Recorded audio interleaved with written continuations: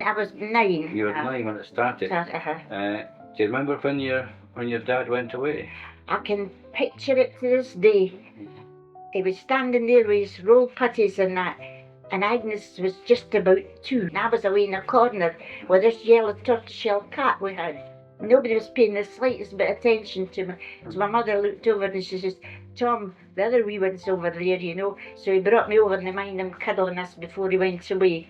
And how long was it before you saw him again? Over 2 years, because they didn't get set leave. And my mother was expecting another baby by that time, and he was born and died, and my father never saw him. He never got home, compassionate leave and nothing. And was he wounded? My father got the DCM and the military medal in that First World War, because the first time the DCM brought his captain in wounded, and he was alive when they brought him in. And I'll give you this, Jane, you can use it if you like. Mr. Buchan in the port, they used to go on the Sunday mornings to the post office to get his mail. And this Sunday, my mother just had got out of bed when he came running up our steps. And he knocked on the door and he says, Janet, Tom's been recommended for the VC.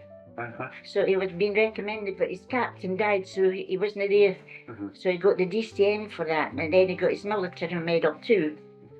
So must have been proud of him for that. So he came home wounded, you said? He was brought back to London because he had a bad bend in his leg all his life after that. And Colonel Robertson came down and says, Janet, Tom's in London in an hospital, and the Red Cross was sending my mother down to stay in the YMCA for a week, so she should go and visit him. And that's when she was down there, and my aunt took us to stay with her. And when he came back, I don't think he was ever in the fighting again. No. He came up and he told us that he was being put over to Ireland and that he could take us with him, and that's when we went, Agnes and I. No. And he was stationed in Feehog and Brandleston, where the racing is now, 22 miles out of Belfast. And when we went to go to get the boat, we travelled by train ourselves, and when we got down to Glasgow, we had to get the boat train at the Broomielaw. And when we got down there, the boat had been held up because there had been a submarine sighted in the Irish Sea, so we had to wait till the following night. So you were still at school, of course, during the First World War.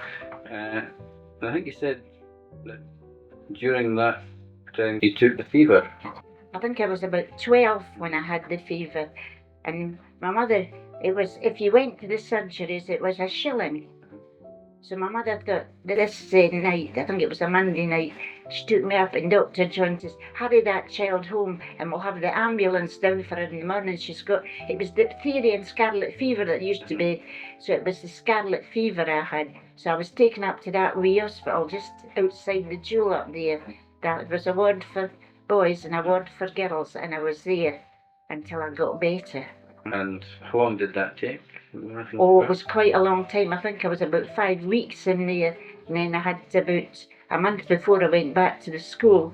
Fine. And about 12, and you left school when you were about? I left the school when I was 14.